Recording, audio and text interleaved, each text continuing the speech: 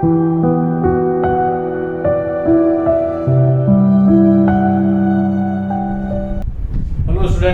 Once again welcome to the chemistry lecture. મિત્રો, આપણે લોકો ધોરણ 12 ની આ સિરીઝમાં ચેપ્ટર નંબર 2 એટલે કે સોલ્યુશનમાં આજે 9મો લેક્ચર પહોંચ્યા છીએ. સોરી, 10મો લેક્ચર. એમાં આજે આપણે ક્વેશ્ચનથી શરૂઆત કરશું. ઠાર બિંદુ એટલે શું?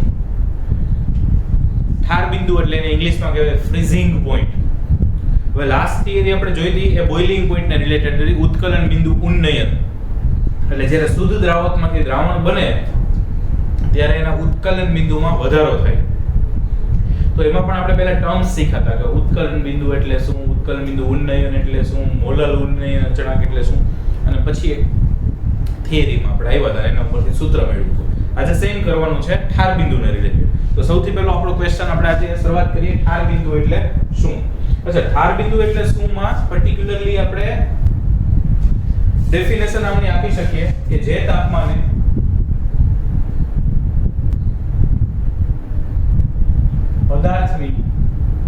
પદાર્થ એટલે દ્રાવક હોય કે દ્રાવણ હોય કોઈ જ વાંધો નહીં, પદાર્થની પ્રવાહી અવસ્થાનું બાષ્પ દબાણ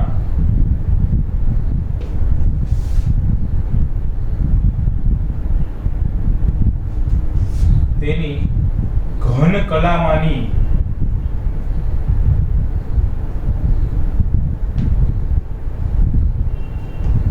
બાષ્પ દબાણને સમાન થાય તે તાપમાનને તે પદાર્થનું ઠાર બિંદુ કહે છે.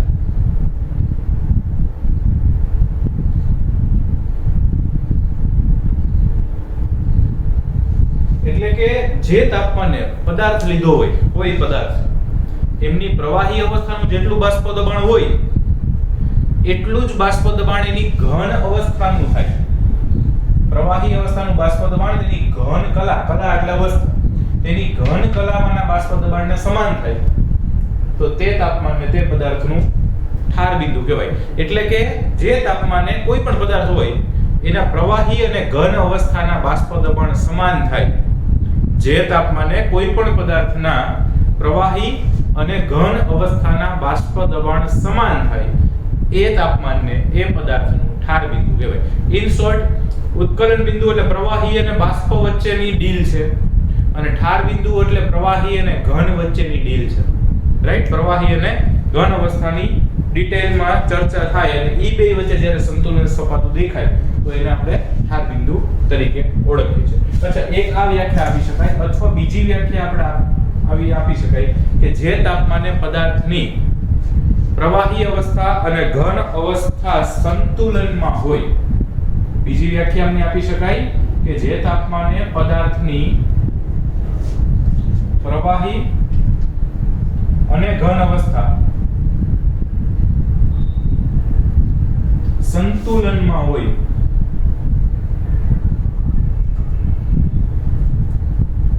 તે તાપમાનને તે પદાર્થનું ઠાર બિંદુ કહેવાય. તે પદાર્થનું ઠાર બિંદુ કહેવાય. ઠાર બિંદુ એટલે ફ્રીઝિંગ પોઈન્ટ.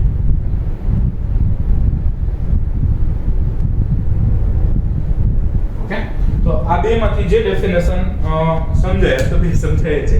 ઓકે, તો સિમ્પલ છે કે જે તાપમાને કોઈ એક પદાર્થ હોય એમની પ્રવાહીનું જેટલું બાષ્પ દબાણ છે એટલું જ એનું ઘન અવસ્થા, બે અવસ્થાના બાષ્પ દબાણ સમાન થાય ઈ ટેમ્પરેચરને એમનું ઠાર બિંદુ કહેવાય. અથવા તો એવું કહી શકાય કે પ્રવાહી અને ઘન અવસ્થા સંતુલનમાં હોય. માં આપણે ઉત્કલન માટે પ્રવાહી અને બાષ્પ સંતુલનમાં લેતા હતા, અહીંયા પ્રવાહી અને ઘન સંતુલનમાં હોય એ ટેમ્પરેચરને એમનું ફ્રીઝિંગ પોઈન્ટ એટલે કે ઠાર બિંદુ કહેવાય. રાઈટ? આ ઠાર બિંદુ થયું. હવે દ્રાવક અને દ્રાવણના ઠાર બિંદુની થોડી ચર્ચા કરીએ. આટલું લખી શકો છો.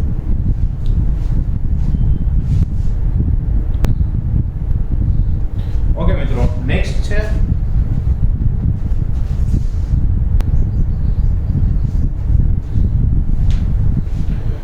નેક્સ્ટ ક્વેશ્ચન છે શુદ્ધ દ્રાવક કરતા તેના દ્રાવણનું ઠાર બિંદુ ઓછું હોય.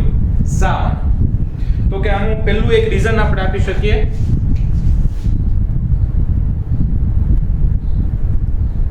તો કે શુદ્ધ દ્રાવક કરતા તેના દ્રાવણનું બાષ્પ દબાણ ઘટે છે? તો કે હા.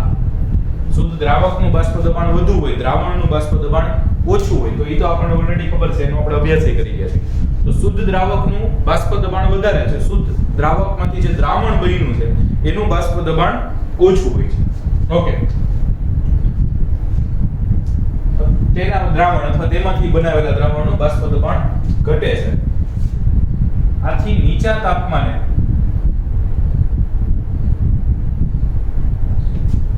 દ્રાવણ અને શુદ્ધ દ્રાવક, અહીંયા શુદ્ધ દ્રાવકને તમે ઘન તરીકે કલ્પના કરો તો વધારે સ્પષ્ટ રીતે સમજી શકે. નીચા તાપમાને દ્રાવણ અને શુદ્ધ દ્રાવક ના બાષ્પ દબાણ સમાન થાય છે.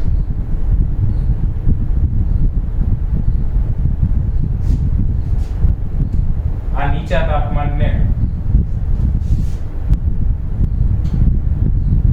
ઠાર બિંદુ કહે છે. તે પદાર્થનું ઠાર બિંદુ કહે છે. એનો મતલબ કે ઠાર બિંદુ ઘટ્યું. એક સિમ્પલ, બહુ ઇલોજિકલી સમજાવું, આમ લોજિકલી, આમ થિયોરેટિકલી અને પર્ટિક્યુલર તમે ના કહી શકો કે ભાઈ માન લો કે આ કોઈ એક શુદ્ધ ઘન પદાર્થ છે, આ એક બેઝ છે અને આ બાષ્પ દબાણની લાઈન છે, રાઈટ? આ શુદ્ધ ઘન પદાર્થનું બાષ્પ દબાણ છે અને દ્રાવણ છે એનું બાષ્પ દબાણ આના કરતા ઘટશે. તો પહેલા આપણે દ્રાવકનું થોડું વધારે રાખીએ. આ દ્રાવકનું બાષ્પ દબાણ છે સપોઝ, અને આ છે ને એ દ્રાવણનું બાષ્પ દબાણ છે, કારણ કે હમણાં જ આપણે કીધું કે દ્રાવકમાંથી જ્યારે દ્રાવણ બનશે ત્યારે એનું બાષ્પ દબાણ ઘટશે. તો દ્રાવકમાંથી દ્રાવણ બન્યું તો બાષ્પ દબાણ ઘટ્યું. અચ્છા, હવે પ્રશ્ન એ છે કે ઠાર બિંદુ કોને કહેવાય? તો કે જે તાપમાને પ્રવાહી અને ઘન, તો દાખલા તરીકે આપણે લઈએ છીએ શુદ્ધ દ્રાવક એટલે ઘન અને દ્રાવણ એટલે પ્રવાહી, તો આ બેયના બાષ્પ દબાણ સમાન હોય ને એ તાપમાનને ઠાર બિંદુ કહેવાય. તો તમે વિચારો કે દ્રાવકનું બાષ્પ દબાણ એટલું હતું, એટલે એટલું બાષ્પ દબાણ લઈ જવા માટે ઊંચું તાપમાન આપવું પડે? તો કે હા. પણ હવે દ્રાવણ બનાવ્યું તો એનું બાષ્પ દબાણ તો એટલું જ છે. તો આના માટે જોઈતા તાપમાન કરતા આના માટે જોઈતું તાપમાન તો કે ઓછું હોય. તો ચોખ્ખી વાત છે, હવે આમાં આમ જોવા જાવ તો આ કઈ આટલા તાપમાન એનું બાષ્પ દબાણ એક બાદ થાય દાખલા તરીકે, અથવા તો બાષ્પ દબાણ કંઈક છે. હવે આ બેયના બાષ્પ દબાણ સમાન થાય તો આવા કોઈ બિંદુએ થશે. સપોઝ હું એક્ઝેક્ટ વચ્ચે લઉં છું, પછી તો that depends on the solute and that solvent, કેવો દ્રાવ્ય છે કેવો દ્રાવક છે એના ઉપર આધાર રાખે. પણ સપોઝ હું એમ કહું કે આટલા ઓલા એનું બાષ્પ દબાણ સમાન થાય, મતલબ આનું ઘટીને અહીંયા પહોંચે, આનું વધીને અહીંયા પહોંચે. ટૂંકમાં આપણે તો ઘન અને પ્રવાહીના બાષ્પ દબાણ સમાન થાય ત્યારે ઠાર બિંદુ કહેવાય. તો માની લો કે આપણે વિચારીએ કે એના બાષ્પ દબાણ આટલા થયા, અહીંયા પહોંચે ત્યારે સમાન થાય છે, બરાબર? તો અહીંયા પહોંચે ત્યારે સમાન થાય એનો મતલબ કે દ્રાવકનું હતું જેટલું તાપમાન જોઈતું હતું એના કરતાં આનું બાષ્પ દબાણ કેવું જોઈએ છે? ઓછું જોઈએ છે. બાષ્પ દબાણ ઓછું હોય ત્યારે સમાન થઈ જાય, તો બાષ્પ દબાણ ઘટાડવું પડે. બાષ્પ દબાણ ઘટાડવા માટે શું કરવું પડશે? તો કે તાપમાનને ઘટાડવું પડશે, મતલબ કે નીચા તાપમાને એનું બાષ્પ દબાણ સમાન થશે, એટલે કે ઠાર બિંદુ ઘટે છે. આના માટે જેટલું તાપમાન જોઈએ એના કરતાં આના માટે કેવું જોઈએ? નીચું તાપમાન જોઈએ, એટલે કે એનું જે તાપમાને સમાન થાય, આ તાપમાને સમાન થાય તો એને આપણે ઠાર બિંદુ કહે. આ તાપમાને સમાન થયું તો એનું ઠાર બિંદુ થયું. તો જે તાપમાને સમાન થાય ત્યારે એનું બાષ્પ દબાણ હોવું જોઈએ શુદ્ધ દ્રાવકનું એના કરતાં કેવું જોઈએ? ઓછું જોઈએ. ઓછું જોઈએ એટલે કે તાપમાન ઓછું જોઈએ, એટલે કે નીચા તાપમાને સમાન થશે. એ નીચા તાપમાનને જ ઠાર બિંદુ કહેવાય. શોર્ટમાં કહું તો દ્રાવક કરતા દ્રાવણનું ઠાર બિંદુ ઘટે છે. ઉત્કલન બિંદુ વધતું હતું, ઠાર બિંદુ ઘટે છે. ફાઇન, લખજો.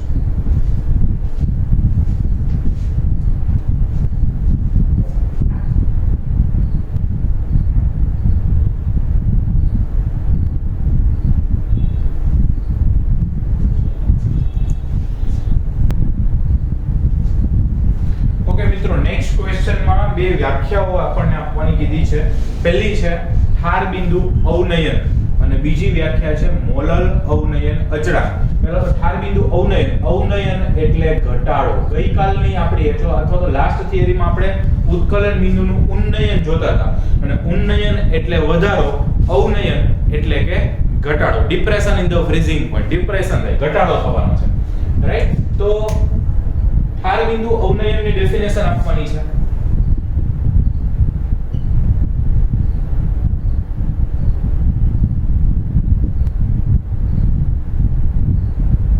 કોને કહેવાય ઠાર બિંદુ અવનયન? તો કે આપણે જાણીએ છીએ એમ શુદ્ધ દ્રાવક કરતા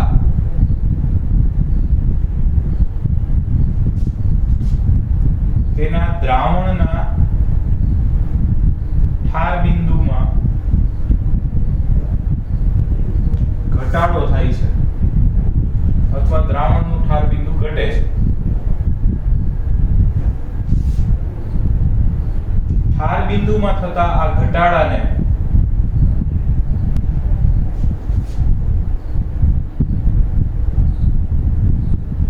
ઠાર બિંદુ અવનયન કહે છે.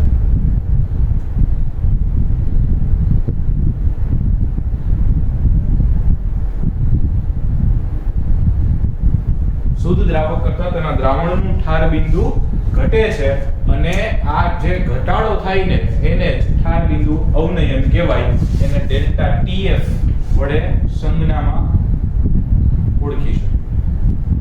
આપણે ઉત્કલન બિંદુ ઉન્નયનને ડેલ્ટા TB કહેતા હતા. બોઇલિંગ નો B આવતો તો અહીંયા ફ્રીઝિંગ નો F આવશે. ઓકે? તો દ્રાવક કરતા દ્રાવણના ઠાર બિંદુમાં ઘટાડો થાય છે. જે ઘટાડો થાય એ ઘટાડાને જ ઠાર બિંદુ અવનયન કહેવાય. અને બીજું છે મોલલ અવનયન અચળાંક. મોલલ અવનયન અચળાંક.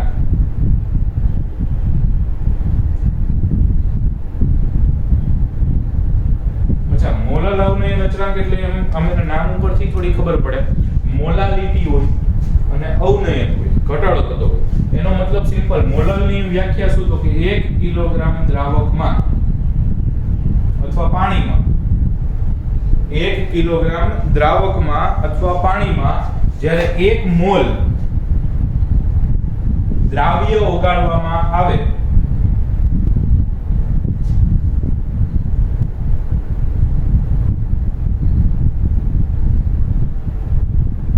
ત્યારે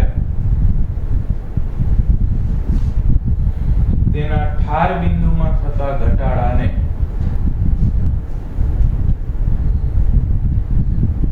મતલબ એક મોલલ સોલ્યુશન બન્યું ને 1 કિલોગ્રામ દ્રાવકમાં 1 મોલ ઓગાળ્યો એટલે એક મોલલ સોલ્યુશન થયું. તો ત્યારે તેના ઠાર બિંદુમાં થતા ઘટાડાને મોલલ અવનયન અચળાંક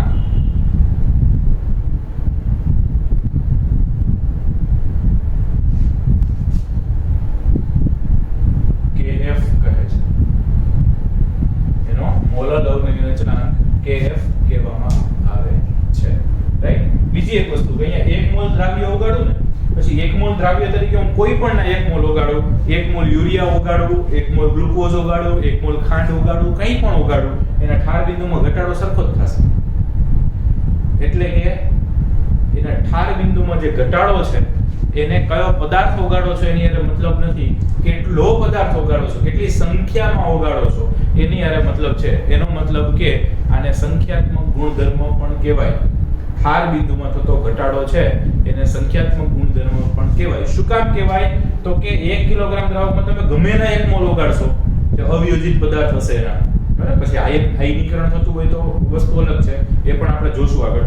તો 1 મોલ ગમે ના ઓગાળું, ખાંડ, યુરિયા, ગ્લુકોઝ, બરાબર? એ બધામાં ઠાર બિંદુ થતો ઘટાડો સરખો છે, કારણ કે બધામાં એમના અણુઓની સંખ્યા સમાન હોય છે એટલા માટે.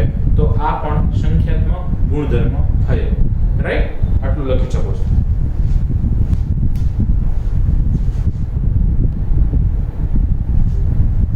ઓકે, નેક્સ્ટ ક્વેશ્ચન એ છે જે આપણે ચર્ચા કરી કે સમજાવો ડેલ્ટા TF. ડેલ્ટા TF એટલે ઠાર બિંદુ અવનયન.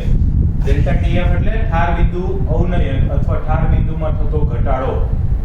ઓકે, આપણે એવું સમજાવવાનું છે કે ઈ જે ઠાર બિંદુમાં થતો ઘટાડો છે અથવા ઠાર બિંદુ અવનયન છે એ સંખ્યાત્મક ગુણધર્મ છે. તો એ કેમ સમજાવી શકાય? તો કે આપણે એવું કહી શકીએ કે ડેલ્ટા TF અથવા ઠાર બિંદુ અવનયન એ સંખ્યાત્મક ગુણધર્મ છે, કારણ કે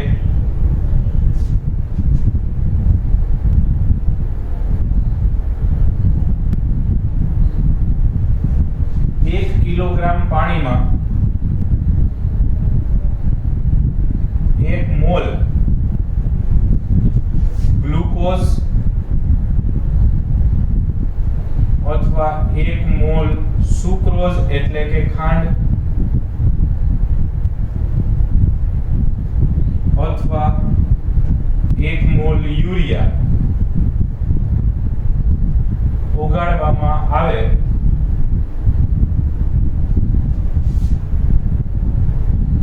તો તેમના ઠાર બિંદુમાં થતો ઘટાડો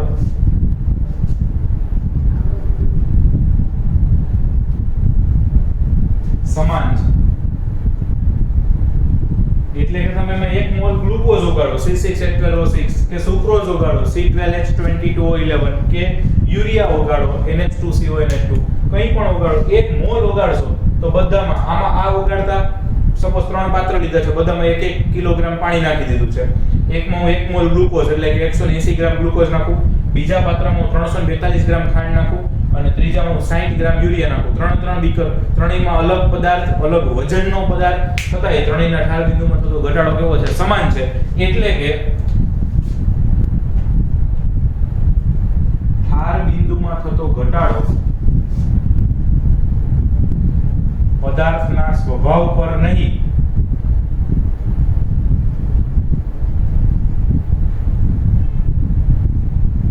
સ્વભાવ પર આધાર રાખતો નથી. કયો પદાર્થ ઓગાળો છે એનો મતલબ નથી, પરંતુ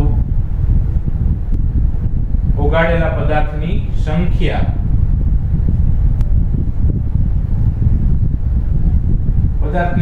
એટલે એના અણુ પરમાણુ કે આયનની સંખ્યા.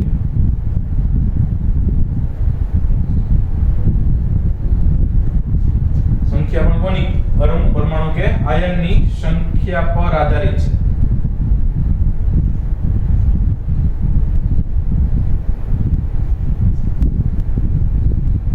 સંખ્યા ઉપર આધાર રાખે છે, તેથી સંખ્યાત્મક ગુણધર્મ છે. સંખ્યા ઉપર જ આધાર રાખે છે એટલે ઈ સંખ્યાત્મક ગુણધર્મ છે. બહુ સિમ્પલ છે. ફાઇન.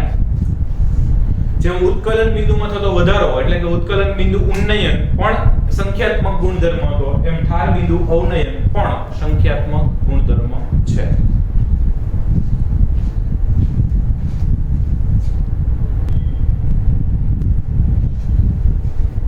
નેક્સ્ટ ક્વેશ્ચન આપણને આપ્યો છે કે મોલર અવનયન અચળાંકની મદદથી દ્રાવ્યનું મોલર દળ મેળવવાનું સૂત્ર ધારો. મોલર દળ મેળવવા માટેના સૂત્ર આપણે આગલી વખતે ઉત્કલન બિંદુ ઉન્નયનથી મેળવ્યું હતું. મોલર દળ મેળવવાનું સૂત્ર થયું હતું.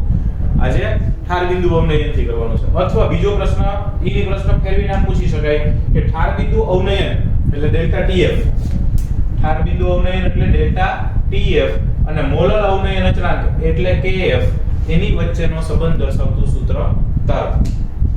ઓકે, આને જો 2 માર્કમાં કેમ પૂછ્યા હોય તો અત્યારે આપણે કદી અહીંયાથી સ્ટાર્ટ કરી શકાય. અને જો 3 કે 4 માર્કમાં પૂછે તો પછી આપણે એને પહેલા ઠાર બિંદુ એટલે શું, મોલર અવનયન અચળાંક એટલે શું, એ બંનેની વ્યાખ્યાઓ સમજાવવી પડે. ઓકે, અને પછી અહીં આવી શકે. તો આમ જુઓ તો આપણને ખબર છે કે ભાઈ દ્રાવક કરતા તેમાંથી બનતા દ્રાવણનું ઠાર બિંદુ ઘટે છે.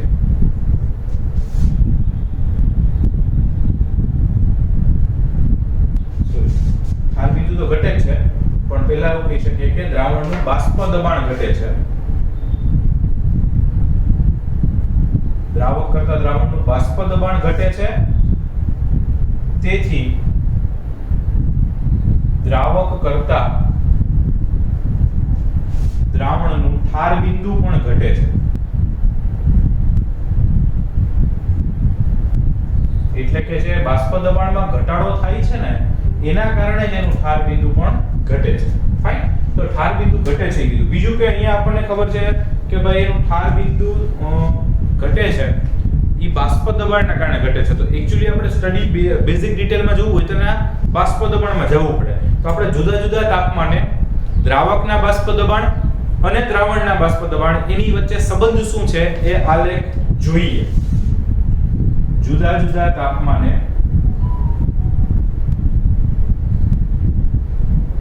દ્રાવક અને દ્રાવણના બાષ્પ દબાણ વચ્ચેનો સંબંધ દર્શાવતો આલેખ.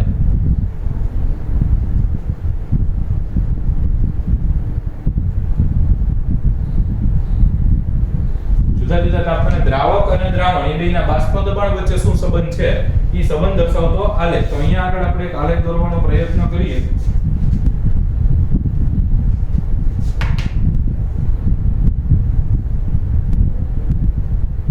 દાખલા તરીકે આ બાષ્પ દબાણ છે, ઉપર જેમ બાષ્પ દબાણ વધે છે અને અહીંયા સપોઝ તાપમાન છે કેલ્વિનમાં, તો એમાં દ્રાવકનો આલેખ જોવા જાવ તો કંઈક આવો છે, દ્રાવણનો આલેખ જોવા જાવ તો કંઈક આવો છે.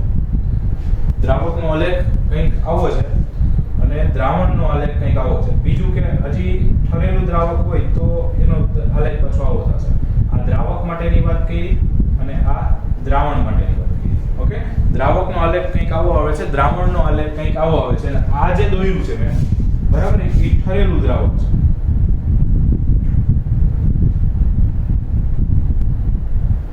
એટલે એક્ચ્યુઅલી એમાં દ્રાવણ છે ને એનું અહીંયા ગણીએ આપણે,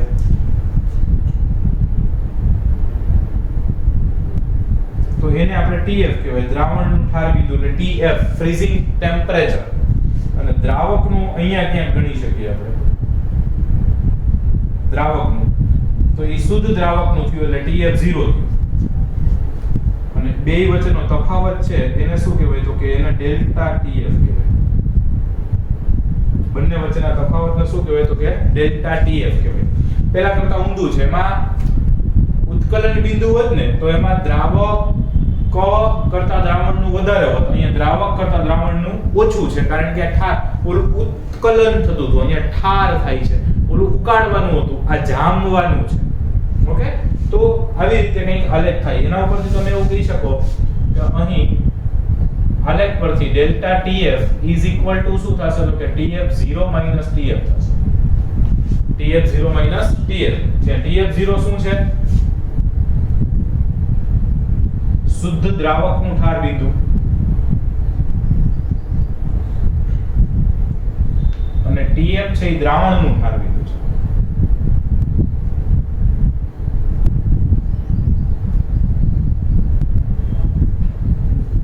ઓકે, એક આ સંબંધ આપણને મળ્યો. બીજું એક કે પ્રાયોગિક રીતે જોવા જાવ તો ઠાર બિંદુનો થતો ઘટાડો દ્રાવણની મોલર સાંદ્રતાના સમપ્રમાણમાં હોય. પ્રાયોગિક રીતે દ્રાવણના ઠાર બિંદુમાં થતો ઘટાડો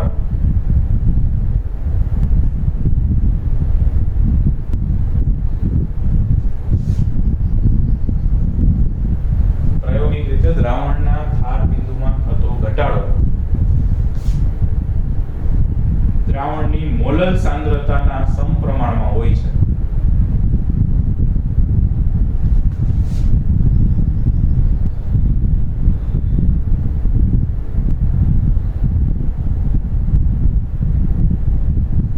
એટલે કે આવું કહી શકાય, દ્રાવણના ઠાર બિંદુમાં થતો ઘટાડો એટલે ડેલ્ટા TF ચલે છે મોલર સાંદ્રતા એટલે સ્મોલ m.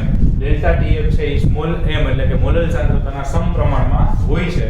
તો આમાં સપ્રમાણતાની નિશાની કાઢીએ તો delta TF is equal to kF into m, જ્યાં kF બરાબર આમ તો સપ્રમાણતા અચળાંક છે અથવા તો એને કહેવાય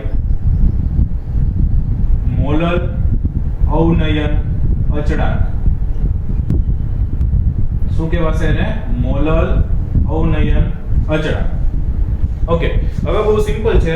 આપણને મોલાલિટી જે છે, તો મોલાલિટીનું સૂત્ર તો આવડે કે ન આવડે? તો કે આ આવડે જ ને.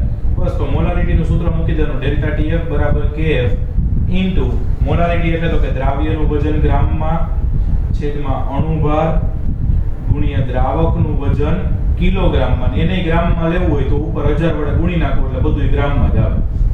તો એક આવું સૂત્ર થયું. અને દ્રાવ્યનું આણ્વીય દળ ગોતવાનું સૂત્ર આપણને કીધું છે મોલર દળ દ્રાવ્યનું મેળવવાનું, એટલે કે M2 મેળવવાનું છે. તો M2 ને કરતા બનાવી દેવાય, બીજું કાંઈ ના હોય એમાં. તેથી M2 બરાબર શું થશે તો કે આ ના રહેશે Kf W2 1000 upon delta TF W1.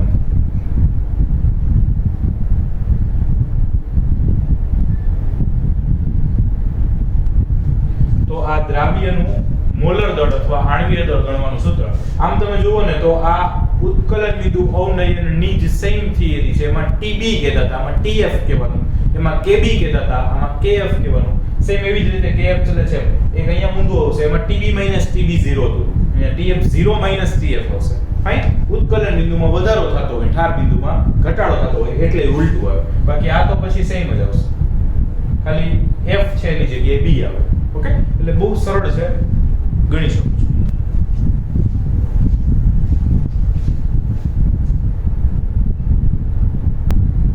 Okay, હવે ચર્ચા કરવાની છે આપણે ઇન જનરલ બે ફોર્મ્યુલા અને એક એકમ કે KF અને KB ના મૂલ્યો મેળવવા હોય.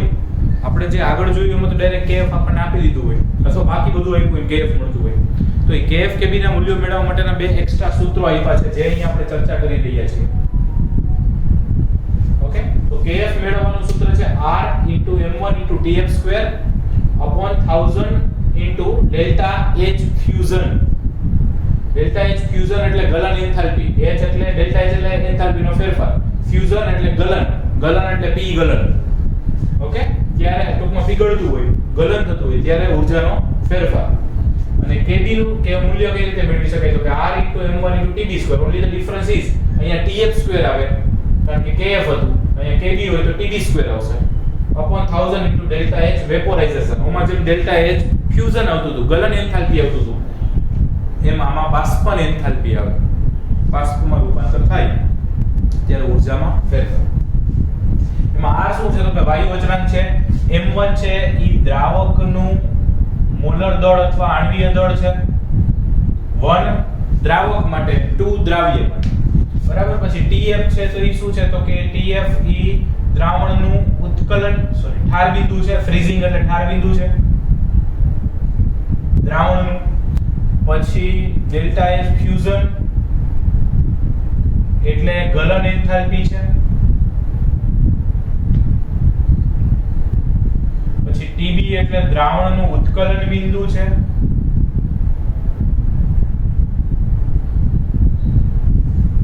TF 0 હોય તો દ્રાવકનું, TF એટલે દ્રાવણનું, એવી જ રીતે TB 0 હોય તો દ્રાવકનું, TB હોય તો દ્રાવણનું. તો આ દ્રાવણનું ઠાર બિંદુ, દ્રાવણનું ઉત્કલન બિંદુ અને ડેલ્ટા H વેપોરાઇઝેશન એટલે કે બાષ્પન એન્થાલ્પી. ક્યારેક બાષ્પન એન્થાલ્પી કે ક્યારેક એના માટે શબ્દ વાપરે બાષ્પાયન એન્થાલ્પી. તો બાષ્પન એન્થાલ્પી કે બાષ્પાયન એન્થાલ્પી કે બંને એક જ ખાસ. અને KF અને KB નો એકમ જો પૂછે તો કેલ્વિન કિલોગ્રામ પ્રતિ મોલ છે. એનો એકમ શું થશે? કેલ્વિન કિલોગ્રામ પ્રતિ મોલ. આ ખાસ કરીને MCQ માં ઘણીવાર પૂછે, અથવા આપણે ઉત્કલન બિંદુ ઉન્નયન અથવા ઠાર બિંદુ અવનયનની થિયરી લખતા હોય તો એમાં પણ તમે અનુક્રમે KB નો એકમ અને KF નો એકમ લખી શકો, કેલ્વિન કિલોગ્રામ પ્રતિ મોલ. ફાઇન. આ બે એક્સ્ટ્રા ફોર્મ્યુલાસ છે કે જેના મદદથી KF KB ની કિંમતો મેળવી શકાય. ગુજરાત બોર્ડ માટે આનો ઉપયોગ ઓછો છે, પણ માની લો કે ક્યારેક આવું ડેલ્ટા H ફ્યુઝન ને ડેલ્ટા H વેપોરાઇઝેશન ને કંઈક આપ્યું હોય અને આપણને KF KB મેળવવાના કીધા હોય ત્યારે આ સૂત્ર કામમાં આવે. અને થિયરી સાથે કોઈ રિલેશન છે નહીં, અને આ બે સૂત્રો છે એનું ડેરિવેશન આપણે કરવાનું નથી, રાઈટ? એટલે ખાલી બે ફોર્મ્યુલા ડાયરેક્ટ આપણે યાદ રાખવાની છે.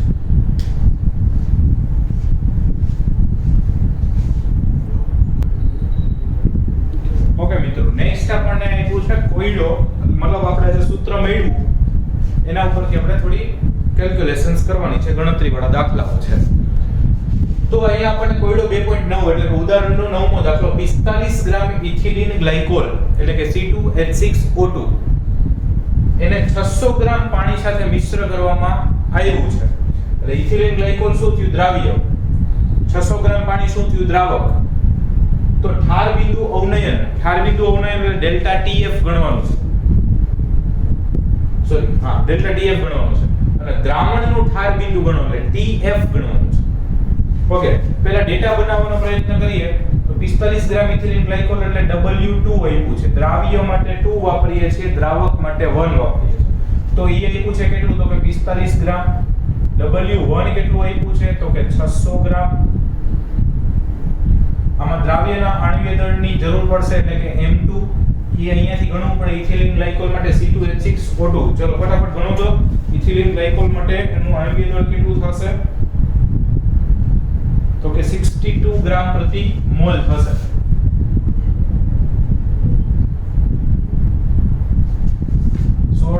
એટલે 32 32 6 38 ને 24 બરાબર, એટલે 38 ને 4 42 ને 20 62 બરાબર છે.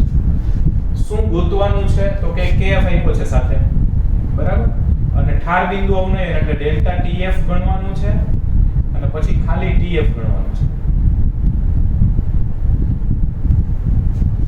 તો આપણી પાસે સિમ્પલ ડાયરેક્ટ ફોર્મ્યુલા છે કે delta TF is equal to KF into M. KF into M અથવા KF ગુણ્યા. અચ્છા, મોલાલિટીનું સૂત્ર આપણી પાસે ડાયરેક્ટ છે તો ઈ જ મૂકી દેવાય કે KF into મોલાલિટીનું સૂત્ર તો કે દ્રાવ્યનું વજન ગ્રામમાં છેદમાં અણુભાર ગુણ્યા દ્રાવકનું વજન કિલોગ્રામમાં એને ગુણ્યા 1000. આ સૂત્ર આપણે ઓલરેડી મેળવ્યું છે. તમને ડાયરેક્ટ આ યાદ હોય તો હાલે, એવું કઈ જરૂરી નથી કે મારી જેમ સાદું રૂપ જ દેવું. ઓકે, હવે બધી કિંમતો છે આપણી પાસે. KF ની કિંમત કેટલી આપી છે? તો કે 1.86 આપી છે. W2 કેટલું આપ્યું છે? તો કે 45 ગ્રામ આપ્યું છે.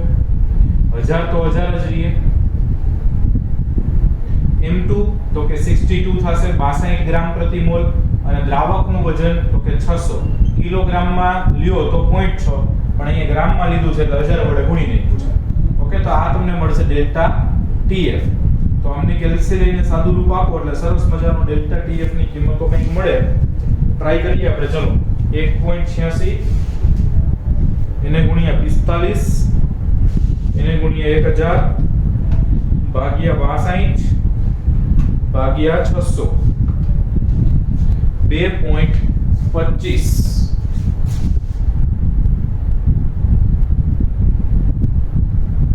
કેલ્વિન. 2.25 કેલ્વિન એક આન્સર આવ્યો. બીજું ઠાર બિંદુ છે તો ઠાર બિંદુ માટે ડેલ્ટા TF શું મળતો હતો? તો કે ઠાર બિંદુ માટે ડેલ્ટા TF મળતું હતું TF0 TF. હવે આપણે આ જ ગણવાનું છે. આમાં શું ગણવાનું છે? તો કે TF ગણવાનું છે.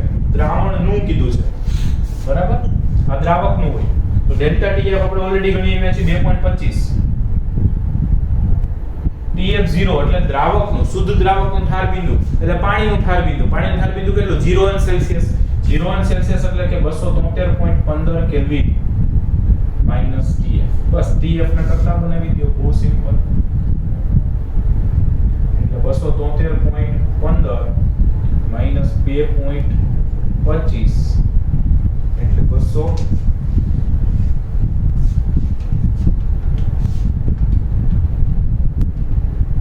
70.9.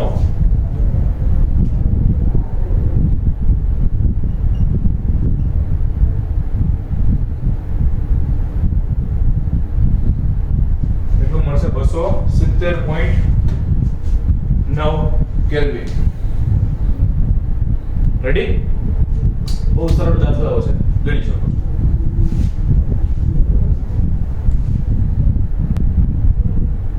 ઓકે, નેક્સ્ટ છે કોયડો 10મો કે 1 ગ્રામ વિદ્યુત અવિભાજ્ય પદાર્થને એટલે ટૂંકમાં દ્રાવ્ય પદાર્થને 50 ગ્રામ બેન્ઝીનમાં ઓગાળતા એ બેન્ઝીનના ઠાર બિંદુમાં 0.40 કેલ્વિનનો ઘટાડો દર્શાવે છે.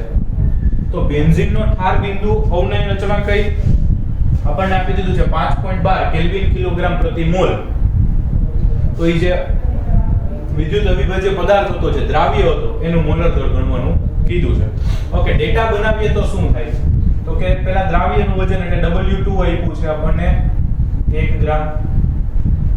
પછી W1 આપ્યું છે આપણને દ્રાવકનું 50 ગ્રામ, પછી M2 આપણે ગણવાનું છે. ઠાર બિંદુમાં આટલો ઘટાડો ડાયરેક્ટ ડેલ્ટા TF આપી દીધો છે 0.40 કેલ્વિન. KF આપ્યું છે આપણને ઠાર બિંદુ અવનયન અચળાંક 5.12 કેલ્વિન કિલોગ્રામ પ્રતિ મોલ, અને M2 ગણવાનું છે. બસ આપણી પાસે જે સૂત્ર છે એનો જ ઉપયોગ કરી અને આગળ વધવાનું છે. શું છે સૂત્ર? તો કે delta TF KF M. M નું સૂત્ર પાછું ફરી એકવાર, દ્રાવ્યનું વજન ગ્રામમાં છેદમાં અણુભાર ગુણ્યા દ્રાવકનું વજન કિલોગ્રામમાં, ગ્રામમાં લેવું હોય તો ઇન્ટુ 1000 અહીંયા ડેલ્ટા TF, રાઈટ? એમાંથી આપણે આ ગણવું છે તો એમને કરતા બનાવી દઈએ. તો M2 બરાબર શું થશે? તો કે M2 બરાબર KF W2 1000 upon delta TF W1. બસ બધી જ કિંમતો છે મૂકી દઈ. therefore M2 શું મળશે? KF 5.12, W2 1 1000 અથવા 1000, ડેલ્ટા TF 0.40 અને W1 50. આ બધા જ ની વેલ્યુ મૂકી અને ગણતરી કરો.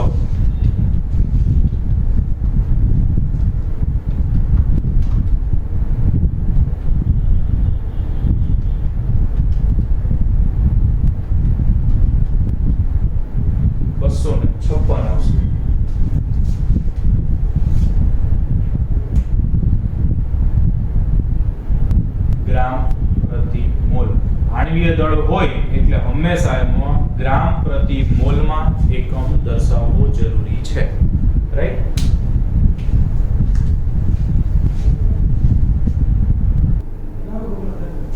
ઓકે, નેક્સ્ટ છે લખાણ સંબંધિત 11મો પ્રશ્ન, એટલે કે ઇનટેક્સ્ટ નો 11મો પ્રશ્ન. હવે એમાં એવું કીધું છે કે 75 ગ્રામ એસેટિક એસિડમાં, એટલે 75 ગ્રામ એસેટિક એસિડ શું છે? દ્રાવકનું વજન. એમાં ઉમેરવા પડતા એસ્કોર્બિક એસિડનું દળ ગણો. મતલબ એસ્કોર્બિક એસિડ દ્રાવ્ય તરીકે ઉમેરી છે, એનું દળ ગણવાનું છે. એટલે અહીંયા જોજો મોલર દળ નથી ગણવાનું, દ્રાવ્યનું વજન ગણવાનું છે. કારણ કે મોલર દળ તો આપણને અણુ સૂત્ર આપ્યું છે, એના ઉપરથી એસ્કોર્બિક એસિડનું અણુ સૂત્ર, એના ઉપરથી આપણે એનું મોલર દળ તો ગણી લેશું. તો કેટલા ગ્રામ એસ્કોર્બિક એસિડ ઉમેરવું પડે એવું ગણવાનું છે, મતલબ દ્રાવ્યનું વજન ગણવાનું છે. અને જેથી તેનું ગલન બિંદુ, ઠાર બિંદુ ની બદલે શબ્દ વાપર્યો છે ગલન બિંદુ, ઓલું હોય તો ઉત્કલન બિંદુ શબ્દ હોય, 1.5 અંશ સેલ્સિયસ જેટલું ઘટાડી શકાય. એટલે ડેલ્ટા TF આપ્યું છે અને KF આપ્યું છે. સિમ્પલ ડેટા બનાવીએ, કિંમત મૂકીએ. W1 દ્રાવકનું વજન 75 ગ્રામ, W2 એટલે કે દ્રાવ્યનું વજન તો કે ગણવાનું છે. દ્રાવ્યના અણુભારની જરૂર પડે એટલે C6H8O6 નું તમે સાદું રૂપ આપો એટલે એનું આણ્વીય દળ આવશે 176 ગ્રામ પ્રતિ મોલ. 176 ગ્રામ પ્રતિ મોલ. આટલું ઘટે એટલે ડેલ્ટા TF આપ્યું છે 1.5 અંશ સેલ્સિયસ. જો જ્યારે ફેરફાર હોય ને ત્યારે સેલ્સિયસ કે કેલ્વિન સરખા જ થશે. ફેરફાર હોય તો ખાલી TF0, TB કે TB0 જો સેલ્સિયસ માં આપ્યા હોય તો તમારે પહેલા એને કેલ્વિન માં ફેરવવા પડશે. પણ ડેલ્ટા હશે, ફેરફાર હશે તો એ સેલ્સિયસ માં આપ્યો છે કે કેલ્વિન માં આપ્યો છે, બે સરખો જ થશે. દાખલો ગણતી વખતે હંમેશા કેલ્વિન માં કિંમત મૂકવાની રહેશે, પણ ફેરફાર છે એટલે 1.5 અંશ સેલ્સિયસ ઈ જ 1.5 અંશ કેલ્વિન થશે.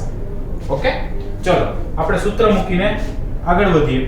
તો delta TF KF M. M નું સૂત્ર હું ડાયરેક્ટ મૂકી દઉં છું. દ્રાવ્યનું વજન ગ્રામમાં છેદમાં અણુભાર ગુણ્યા દ્રાવકનું વજન ગ્રામમાં, તો અહીંયા 1000 વડે ગુણી નાખવાનું. ઓકે, આમાંથી આપણે W2 ને કરતા બનાવવો છે. તો W2 ને કરતા બનાવો તો શું થાય? તો કે delta TF M2 W1 upon KF 1000. Fine. Okay, હવે આમને કિંમતો મૂકીએ ખાલી. તો ડેલ્ટા TF એટલે તો કે 1.5, M2 એટલે 176, W1 એટલે 75 ગ્રામ, KF એટલે આપ્યું છે 3.9 અને 1000 એઝ ઇટ ઇઝ 1000. આમને આપણે સિમ્પ્લિફાઈ કરીએ, ગણતરી કરીએ. 1.5 ગુણ્યા 176 એને ગુણ્યા 75 ભાગ્યા 3.9 અને ભાગ્યા 1000 એટલે 5.077, 5.07692 એટલે 77 ગ્રામ.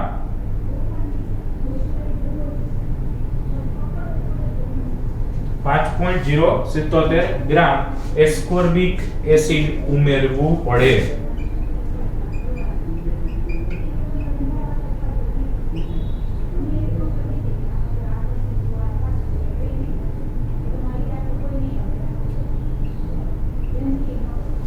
રેડી? ગણી શકો છો.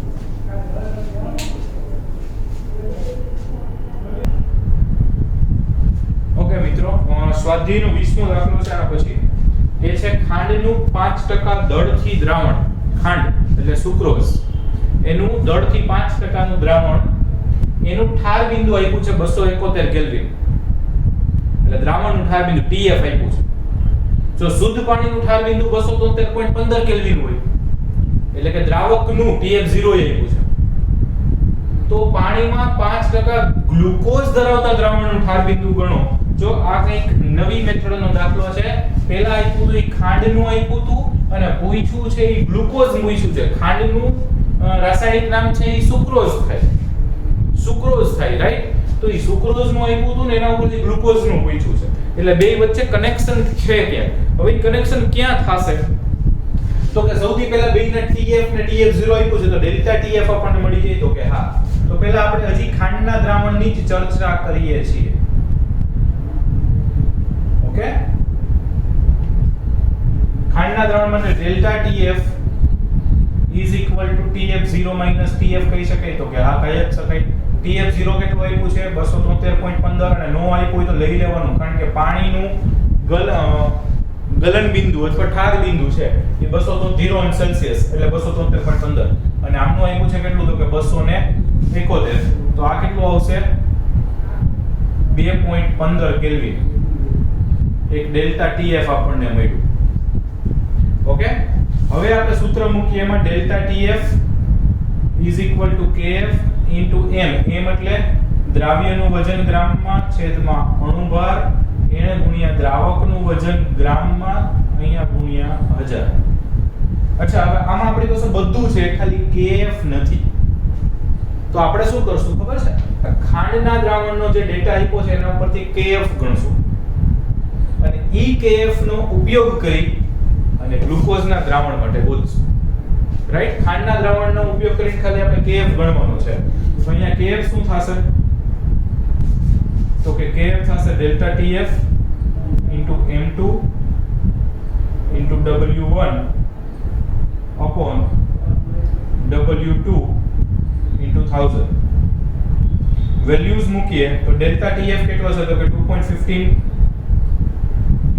M2 એટલે દ્રાવ્યનો અણુભાર. અચ્છા, દ્રાવ્યનો અણુભાર કેટલો થશે? ખાંડનો અણુભાર 342.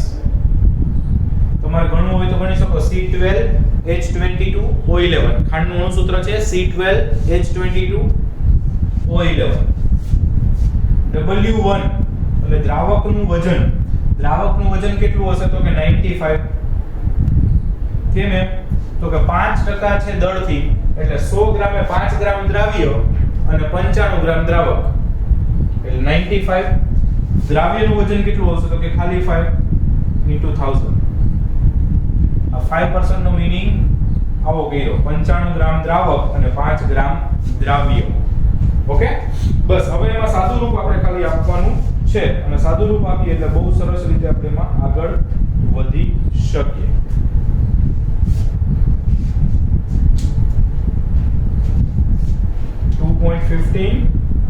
into 342 into 95 is divided by 5 is divided by 1000. 13.97.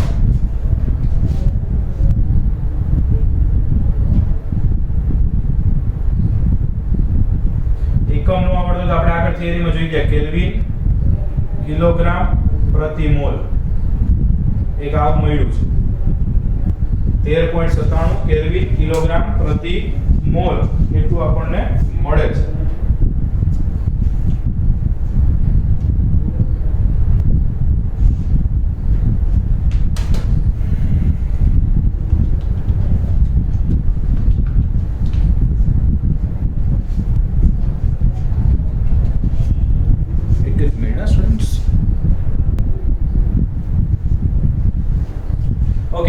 પછી હવે આપણે ગ્લુકોઝના દ્રાવણ માટેની શરૂઆત કરીએ.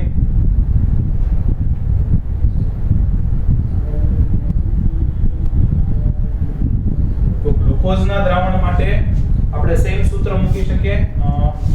દ્રાવણનું ઠાર બિંદુ પૂછ્યું છે એટલે પહેલા તો ડેલ્ટા ટીએફ જ ગણવું પડશે. તો ડેલ્ટા ટીએફ kf m એટલે દ્રાવ્યનું વજન ગ્રામમાં છેદમાં અણુભાર ગુણ્યા દ્રાવકનું વજન ગ્રામમાં. અચ્છા kf ની કિંમત આપણે કેટલી ગોતી એવા તો કે 13.97.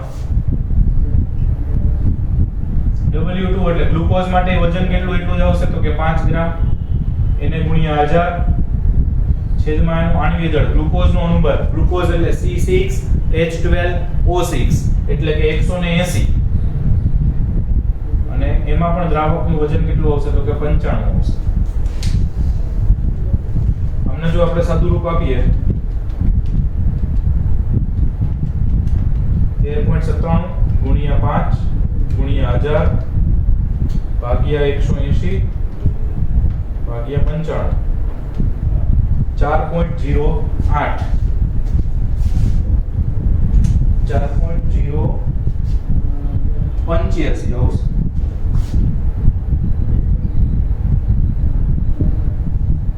ઓકે અથવા 4.08 કેલ્વિન. હવે આપણી પાસે સૂત્ર છે delta TF is equal to TF0 minus TF. આપણે ગણવાનું છે દ્રાવણનું એટલે TF ગણવાનું છે. ઓકે તો ડેલ્ટા TF આમાં TF ને કરતા બનાવી દો તો TF is equal to તો કે TF0 minus delta TF. TF0 કેટલું હોય તો કે 273.15 જ હોય અને ડેલ્ટા TF કેટલું છે તો કે 4.08 છે.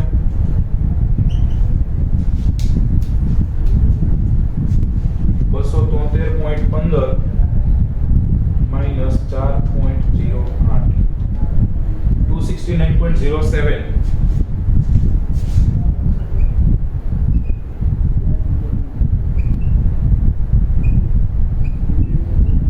આન્સર આવશે 269.07 કેલ્વિન. ઓકે અને ખાસ આના પછીનો એક દાખલો છે એમાં પણ આનો ઉપયોગ કરીને ગણેલો છે 21મો અને કદાચ જો ઉત્કલન બિંદુ ઉન્નયનનો કોઈ દાખલો બાકી છે તો એ જાતે ટ્રાય કરી લેજો અને નેક્સ્ટ લેક્ચરમાં આપણે જે બાકી છે એ દાખલાઓથી શરૂઆત કરશું. ફાઇન આજ પૂરતું આટલું.